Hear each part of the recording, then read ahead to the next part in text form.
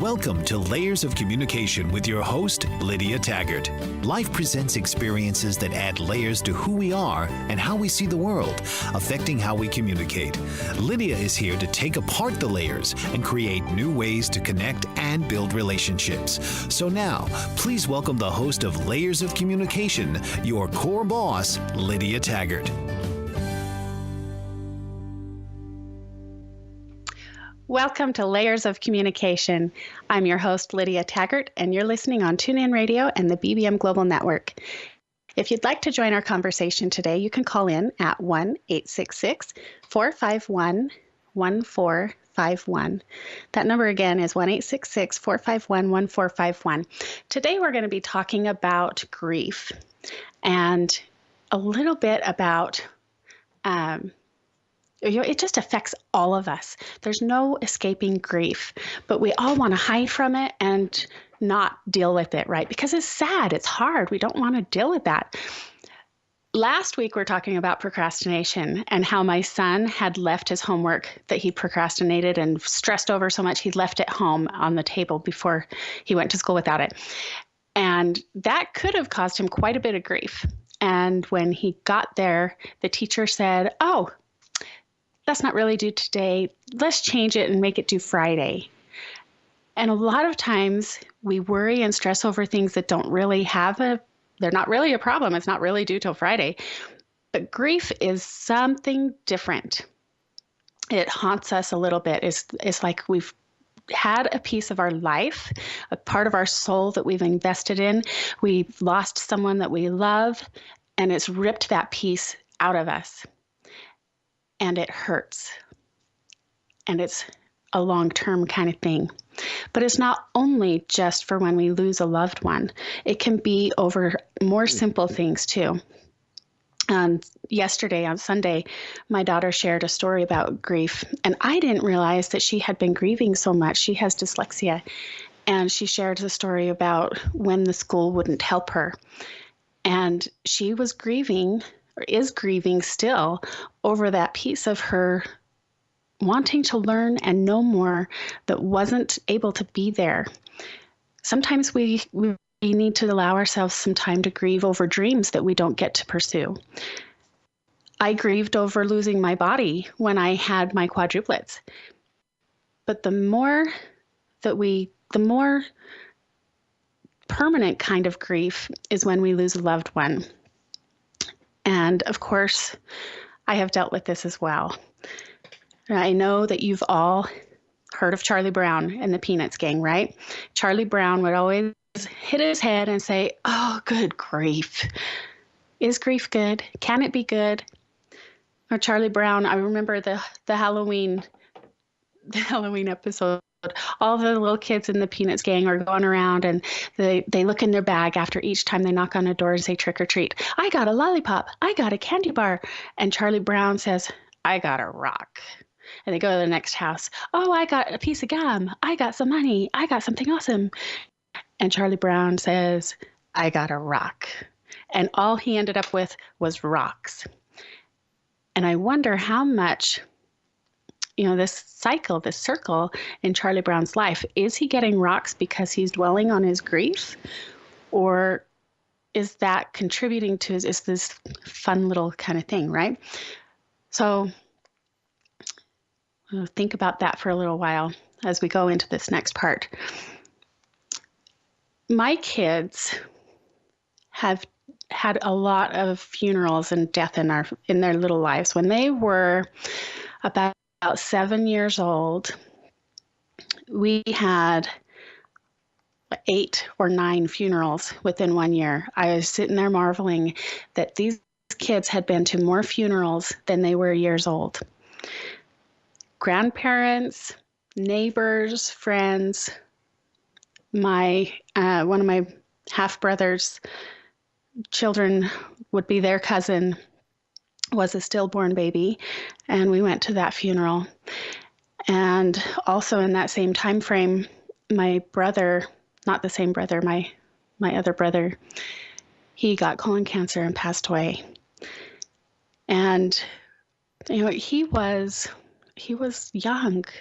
they told him that he just had a lactose intolerance, and they didn't even consider giving him a colonoscopy because it was just out of the norm, right? And so when the next funeral came around, my kids were like, do we really have to go to another funeral? I was like, no, this one's just a neighbor. You don't have to go. But it's always there, even at a very young age.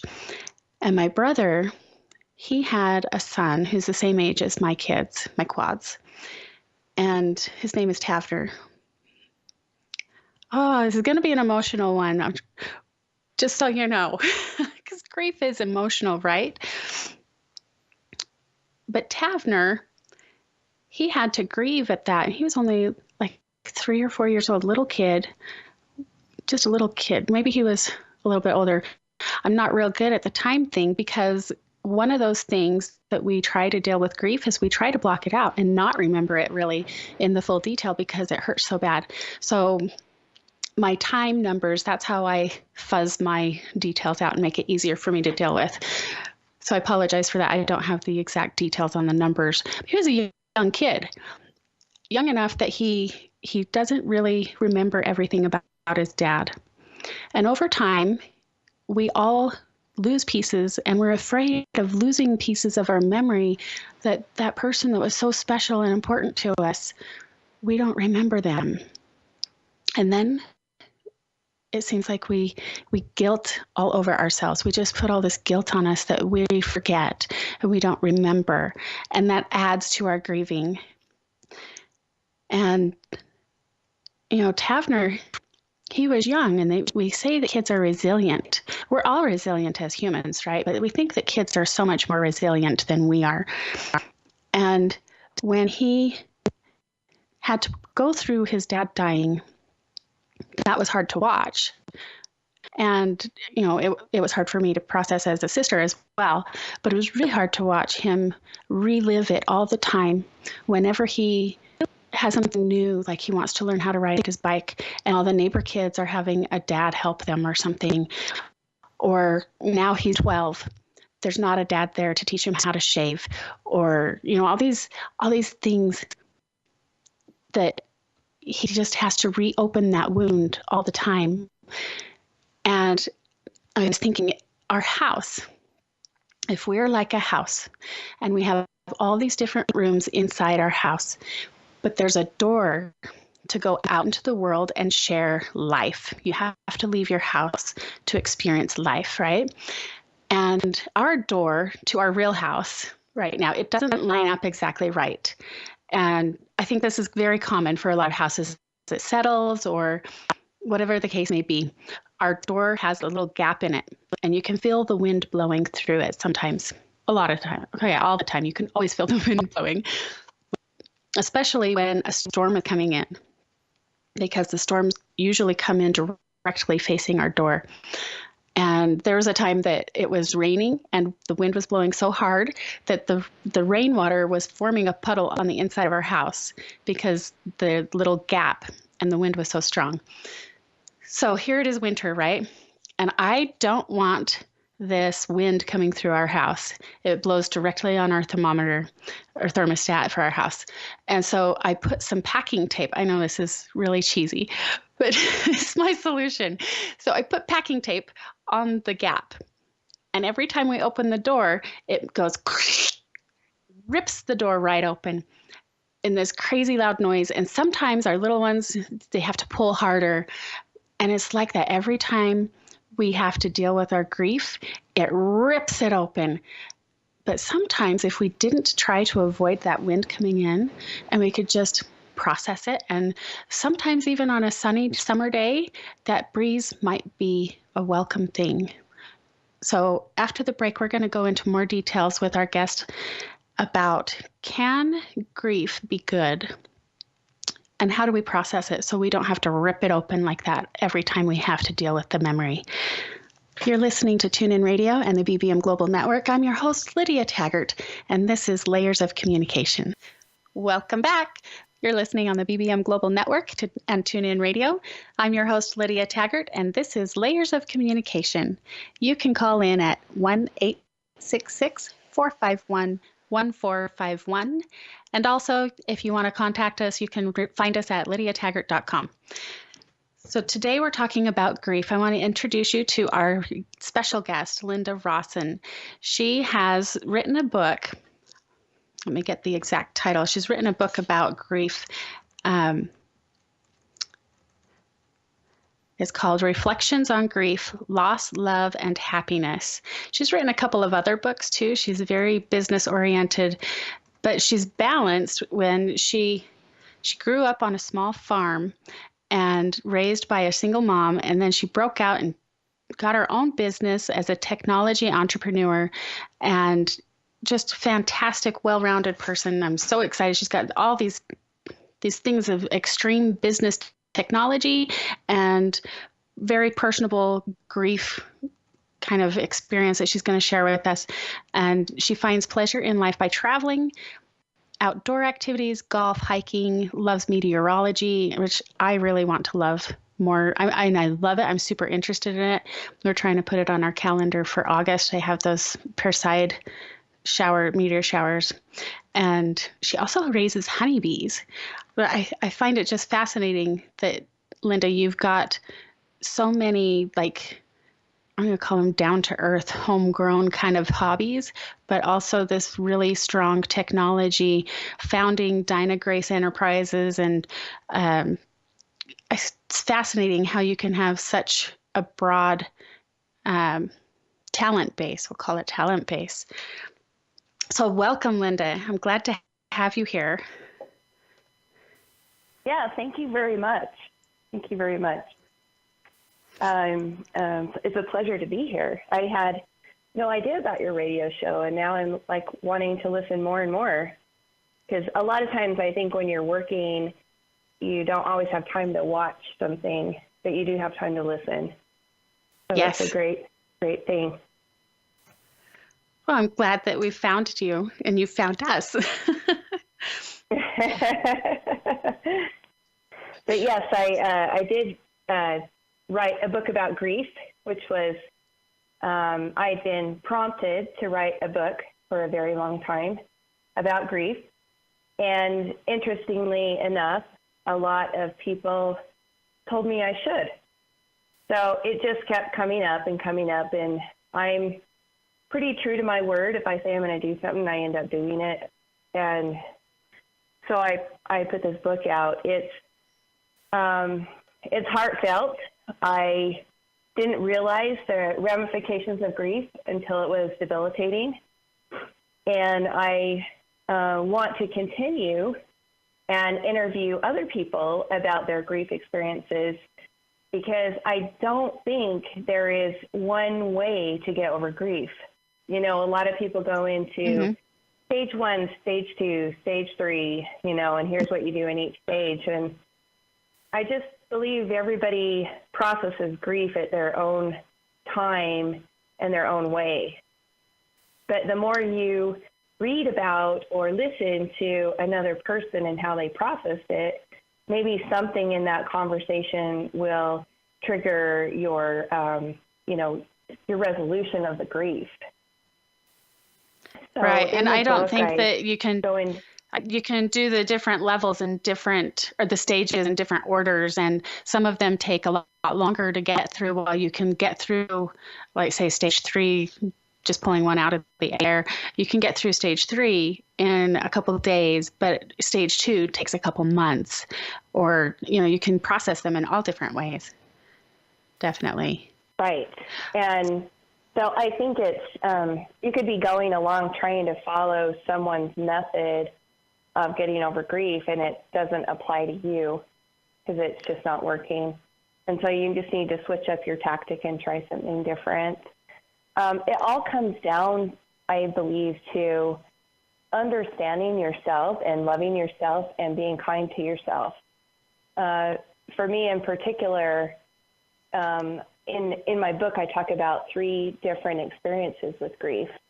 And the first time, I sort of, I had multiple experiences up to that point, but these are 3 profound experiences. And the first time, I just tried to shove it under the rug. I was very, very busy. I'm, trying to make my business a go. I am, networking. I've got family responsibilities. And so I just was like, oh, this is just another bump in the road. We're going to shove it under the rug. We're going to keep going. Mm-hmm. And then, I'm not sure, Lydia, how much you want me to go into each experience or, if I have time for that. But basically, the first experience I talk about in the book is my brother who died of a disease called Lewy body dementia. And if you're not familiar, Robin Williams had it. It's a mixture between Parkinson's and Alzheimer's, and they hallucinate very, very heavily. And then their body degrades, and they, within 2 years, he went from being healthy and hiking to dead. And I was, his caretaker for part of that time. His son was a major caretaker.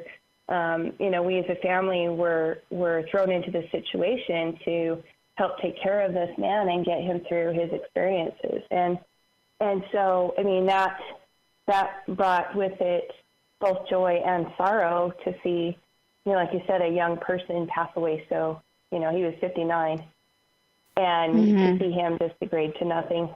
And, those were my first experiences with hospice and an end-of-life kit and deciding somebody's fate. Like, would he want to, have us pull the plug, or would he not want us to, or, because he could no longer speak for himself. And so all of those things, and then, making it through your first major funeral where you were a participant in the planning, and again, not having that person be there to know what they really would want, and just kind of, doing what you think they would want, and all of those items. And then, but that was that experience. I just kind of threw it under the rug, went on, trooped on. I'm, pressed on and powered on, whatever you want to call it. Yes. And then the second experience was the greatest effect on me. And we'll want to go into more detail about your second experience after the break, because I know that's going to be really powerful for all of our listeners to know what is the most powerful part for you in your life. So we'll be taking a short break. Stay tuned to TuneIn Radio, BBM Global Network. This is Layers of Communication, and I'm your host, Lydia. Welcome back to the BBM Global Network and TuneIn Radio. I'm your host, Lydia Taggart, and this is Layers of Communication. If you'd like to join our conversation about grief today, our number is 1-866-451-1451, and we are visiting with author of the book Reflections on Grief, Love, Loss, and Happiness, Linda Rawson, today. Just before the break, she was going to share with us a little bit about one of her most profound experiences with grief. Go ahead and share your story with us of how you experienced this grief in your life, Linda. Okay, so I had been involved with excuse me, with a man who was an alcoholic, and he eventually had to leave the state to go get rehab. And we had spent a couple of weeks before he left, and I thought maybe I could do a long-term relationship, and realized that it just is too much for me. I need that constant attention, I guess. And then so about 2 years after he left, I received a call that he had a massive heart attack and died. And it sort of sucker punched me. I think that that particular buildup of the grief, and this is the second experience, not even the third, and I seriously could not forgive myself for not going to rescue him. I think one of the hardest deaths to get over is a unexpected death. It's very shocking. You start to look at yourself and think, what is there that I could have done to help or prevent that? And I beat myself up because I felt like I could have gone and rescued him. I could have gotten him, a healthy diet or a trainer or, did anything to prolong his life. And interestingly enough, he was also 59. That seems to be an interesting age for me. But I didn't mourn. A friend of mine called it on the money, and she said, I wasn't mourning necessarily him. I was mourning all of the times that I felt we would have. I was grieving about our future together. Right. I always felt like that we would get back together. I mean, we just loved each other very, very much. It just was unfortunate that he had this addiction, and so it was that I had to come to grips with, is why I couldn't get over it. I couldn't, first of all, forgive myself, and then second, it was like I might not ever find anyone that's going to love me like he loved me, and so it was a grief of. It was a whole loss around this love, and it was work in progress, and that one I felt like I dealt with pretty good, and again I just kind of picked up the pieces, and I would have moments where I'd cry and moments where I'd reflect, and I had lots and lots of earth moments where you go to the ocean or put your feet in the grass and think about life and then along comes the third death, which was my mother's death. But now, do you think that because you've shoved them under the rug and not really processed them fully, do you think that that accentuated the next ones? Do you think that they've built on each other? I think you bring up a really good point, that it's not really the loss. When people die and they're old and we expect them to die, it's not the same as a young person who is suddenly taken from us. It's that hope, that future that we're mourning. We're sad that the people are gone too, but it's that future hope that we're looking forward to. Do you think that sweeping them under the rug and kind of just moving on, do you think that made it harder for the next experience? Well, and I talk about it in my book, that after the third experience, I had a month in bed. I was in bed for a month. I had a sinus infection, and I went through 3 or 4 rounds of antibiotics. I just was debilitated, and I would, say to myself, get up, get up, get up, and I just couldn't. And so it built and built and built until my body said, okay, we've had enough. You're going to bed, and you're not getting up. And so, but that month was very important to be able to journal and be able to think and be able to meditate and be able to, work through. And I talk about in the book that work out who I was. I had taken care of people so much that I needed to know what was on my bucket. What was I really wanting to do? Because after my mother's death, I realized, especially with her, it was just profound that I had always accomplished all of this stuff for her. It's a perception from childhood, that I needed to achieve. But all of a sudden, that person that you're achieving for is gone. And so who are you? And why are you doing what you're doing? So, I talk about profound moments of all of them, but that was the one from her.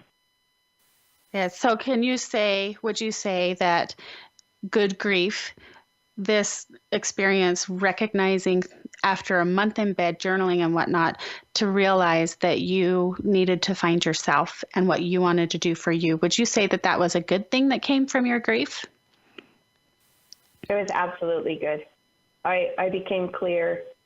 And wasn't living life for anyone else but me, and that I became the top of myself, of my care chain. I was the person that needed the most care, and I needed to figure out what that care was. That's fantastic. It's so amazing. All these different negative experiences, where regardless of what it is, similar to grief, it always seems to come back to taking care of ourselves. What do we want for us? And we can't take care of someone else. If our cup's not full, we don't have anything to give. And I think that's amazing how it just keeps coming back to that. Find out who we are and what we want. So how did this turn into a book? You said that people were asking you to write about it. And what finally tipped you over to, yes, I'm going to do it, and actually doing it? Lydia, actually, it was you.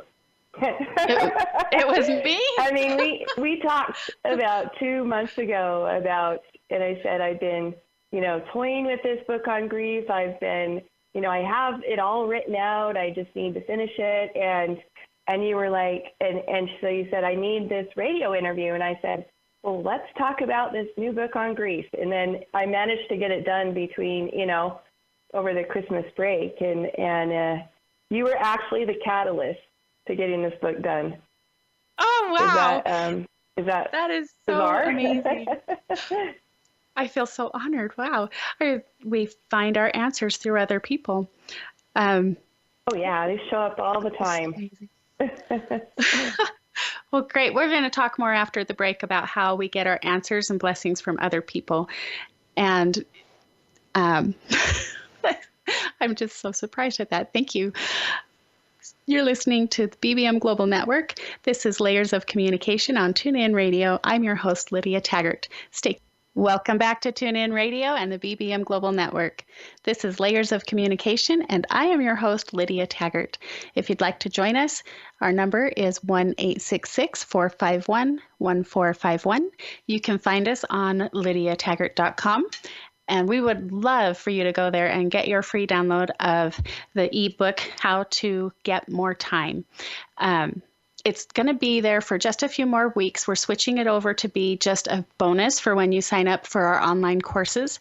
And we're going to have something else free there instead. So if you want to get the free ebook, you got to go get it in the next couple weeks.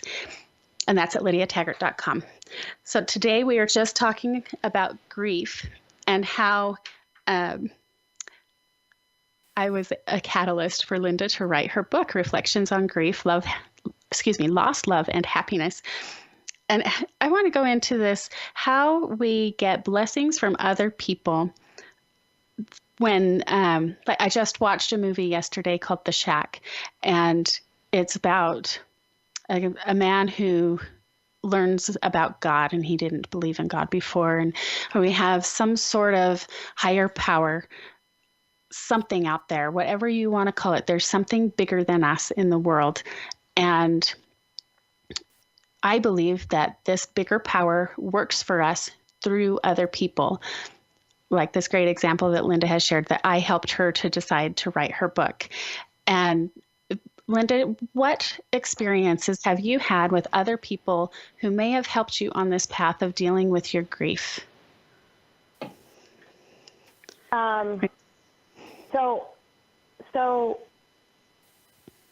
It's amazing when you really start to talk to people.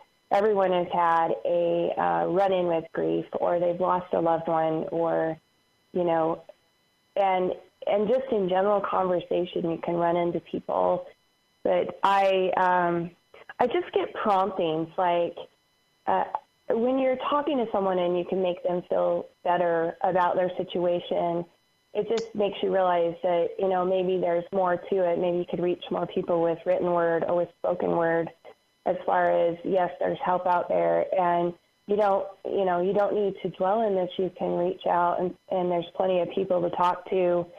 A lot of times people are kind of superficial at death. Like, they just want to say, well, cheer up, or, oh, your mom lived such a good life, or you need to, now you need to switch and focus, on blessings in your life. And sometimes you just want someone to just come sit by you and not say a word, Yes. just be there.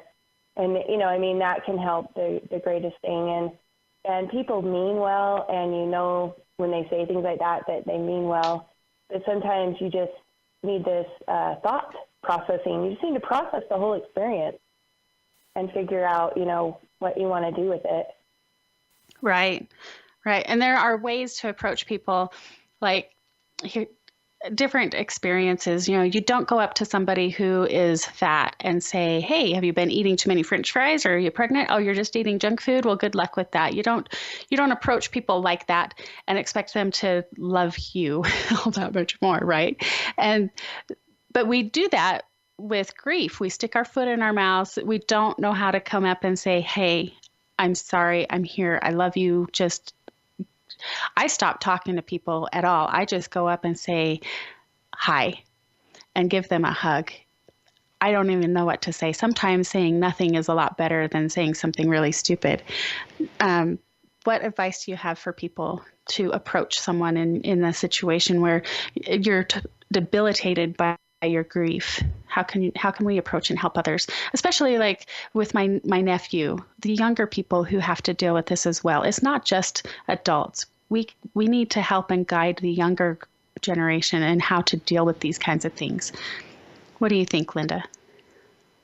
I think the less said, the better, and let them know that you're available if they need to call or talk, or, if you can, bring them dinner, or, take them to a restaurant or hiking, or, whatever. But, don't be bossy. Don't say, cheer up, get over it. You're not going to get over it anytime soon.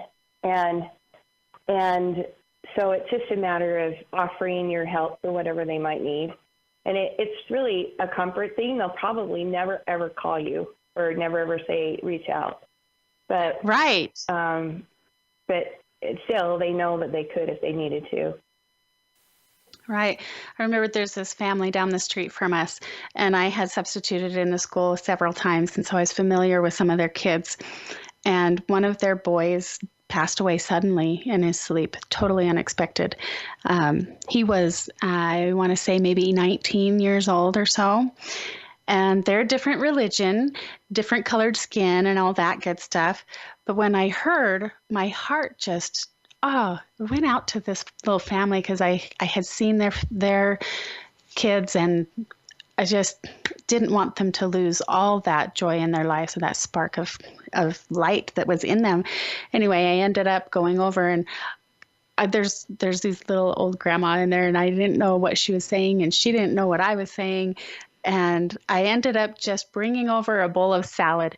And I was like, I don't even know if you're going to be hungry, but sooner or later, somebody's going to want to eat something, and you don't have to cook it. And it can sit in the fridge for however long it needs to. And we weren't on a first name basis as with the parents. And anyway, that turned into such a beautiful friendship. They brought the bowl back from the salad a week or so later, and they brought us dinner in exchange, and then they brought us over Christmas presents. And it's just how meaningful it is to just be there, All right, we need to take another break. This is the BBM Global Network and TuneIn Radio. I'm your host, Lydia Taggart, and this is Layers of Communication. Stay close. Welcome back to Layers of Communication on the BBM Global Network and TuneIn Radio. I'm your host, Lydia Taggart. Today we're visiting with Linda Rawson, author of Reflections on Grief, Lost Love, and Happiness. And we're talking about grief. One of the things that I found so profound for me, and this doesn't happen in every situation, but for me, when my brother passed away, I guess it was like a week or so, maybe 2 weeks after he passed away, I was doing laundry, because that's what I always do, right? Always doing laundry. And I was just always doing laundry. And so I was doing the laundry, and I was in the laundry room by myself, and I heard his voice. And I heard him, he came to visit me in his spirit form, and he said, make sure Tavner knows that I love him. Make sure Shannon, his wife, his second wife, make sure Shannon knows that I'm okay and that I love them. And then he was gone. And I know not everyone gets an experience like that. I think that's probably pretty rare that we get visited by our loved ones who have passed on. But I think it's so essential that we know that they are okay and figure out, what happens to them. I think that's another piece. We worry and guilt ourselves over the lost hope and the future that we would have with them. And then we don't know what happened to them. And so we're in this unknowing state and confusion. Linda, what have you experienced with this? So, I mean, I know, I know when each of them are around. And I believe that everybody gets visited, whether or not you're open to receiving, and whether or not what kind of space you're in, whether you can recognize the signs.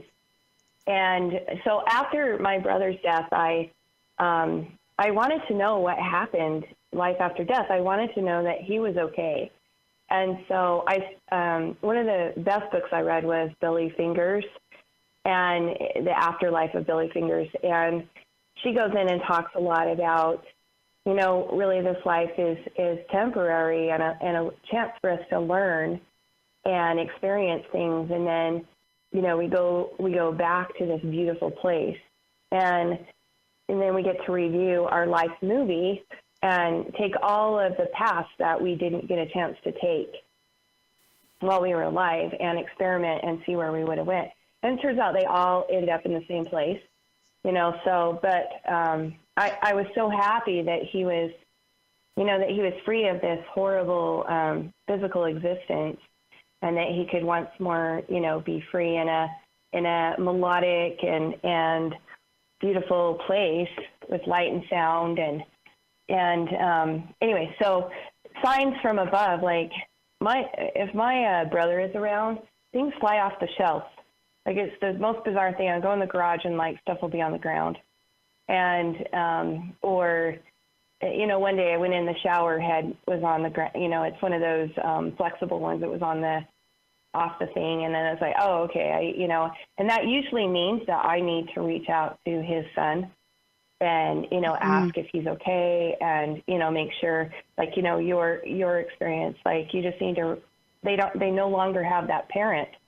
So you just need to reach out and make sure that they're okay. And even if they're adults, I mean, he's 38 or something, but I still say, hey, what's going on? Are you all right? And then usually it's kind of weird that he will have experienced some kind of dream about his dad in the same time period.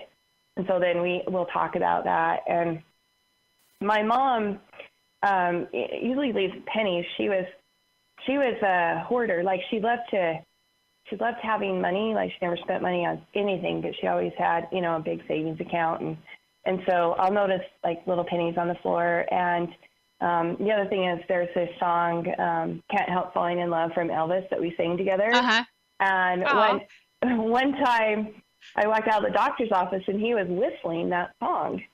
And I was like, wow, that's just so bizarre, and she's usually there in times of, when I just need hey, you're doing okay, and, just keep doing what you're doing. You're awesome, and, that kind of thing.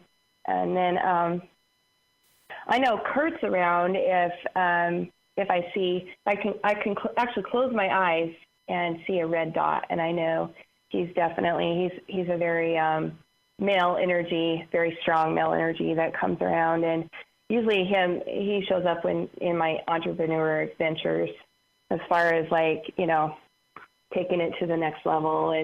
And then of course there's the triple numbers. I don't know if you ever catch these during the day, but it'll be 111 or 333 or 444, or I'll wake up in the morning at 555, and if you look up angel numbers, they all mean something, and you can usually tell what the message is that you're trying to, that is trying to be sent to you, if you'll just simply receive it and acknowledge it. There's also, hummingbirds and dragonflies and, all kinds of insects or animals that will show up randomly, to give you a message as well. So tell me more about the dragonflies. Tell us more about the dragonflies, because I've heard about that and I've seen dragonflies appear just completely out of the blue. And oh, we're almost out of time. Could you just tell us about the dragonflies really quickly? Was that supposed to be just that they're there? Oh, they mean transformation and change.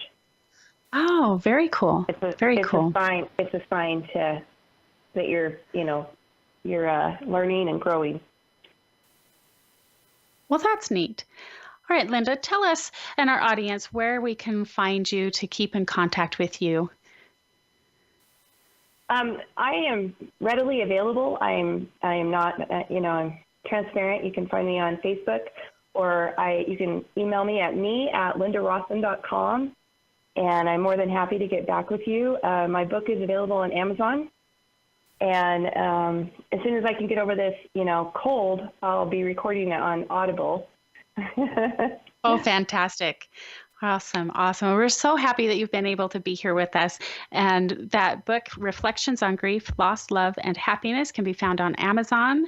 And we hope we can come and visit with us again sometime in the future. Linda, it's been a great conversation, and I know there's a lot more to cover. And we're going to go to... Thank you very much. It's been fun. Thank you. We're going to go to our break now. And this is Tune In Radio and BBM Global Network. I'm your host, Lydia Taggart, for Layers of Communication. Stay close. Welcome back to Layers of Communication. I'm your host, Lydia Taggart, and you're listening on Tune In Radio and the BBM Global Network. Today, our topic of discussion has been grief. And in the last segment, Linda Rawson was sharing how she gets signs from on high. And, there's all sorts of different beliefs about what could be as an afterlife, or if there's not an afterlife, all these different options. And I think we need to remember that we don't know. There's no way of really, really knowing and proving scientifically if there's an afterlife or what that is. But we get to decide what we believe. We have a choice in this. And if I were to decide, would I rather love the choice of the yes, there's an afterlife, and yes, my loved ones are fine, or would I rather choose that there's nothing and they're just gone? I think it brings a lot more peace to choose into there is an afterlife. And regardless of if it can be proven or not, it brings me peace to my soul.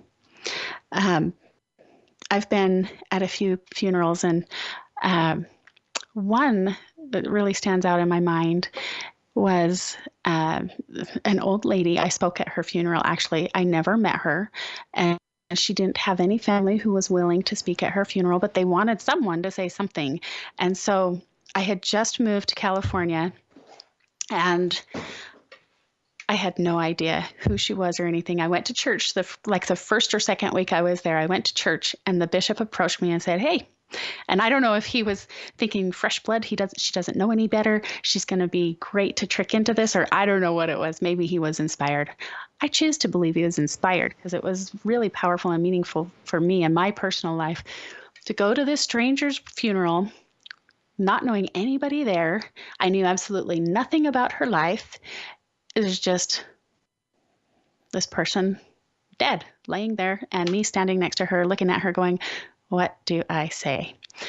And so I got to choose what I believe, that she was moved on from this life and she was happy and free and she was good. And so I got to share that with people who were there and bring comfort to them. I think that that's a really strong, important key to choose what we want to believe and recognize that we do have a choice in this. And if we think that something is coming up like angel numbers, if that brings us comfort, why not choose into believing into something that brings us comfort and hope? There's the other side. Who was she? Virginia. She was my father-in-law's second wife, so my husband's stepmom. And they did not believe in life after death. She was cremated, and similar thing when they opened up the funeral services to just have anybody come up and speak, and nobody really wanted to. And I think that's really interesting is we have this this reluctance to express our love and joy for other people when we're in grief. But it's so powerful to pull us through. I think that's one of the things, to share what you loved about the person, not just dwell on, oh no, they're gone and I don't get to be with them anymore. And her death was sudden. It was a brain aneurysm, and she was fairly young. But I remember after, her daughter came to me and said that she would never forget me because I spoke at her mother's funeral. And this is a very powerful thing to speak. Even if we're alone, if we say it out loud, it changes how we are. It's amazing. So speak and share our love for what we love. You can find us at lydiataggart.com. Next week, we're going to be talking with Daryl about respect. Daryl Sean Price about respect. So have a great week. Just be there. Share your love. And we'll see you next time on the BBM Global Network, TuneIn Radio. I'm your host, Lydia Taggart, for Layers of Communication. Have a great week. You've been listening to Layers of Communication with your host, Lydia Taggart. Tune in next week as we break through the layers in order to communicate and connect down to your core on Lydia Taggart's Layers of Communication.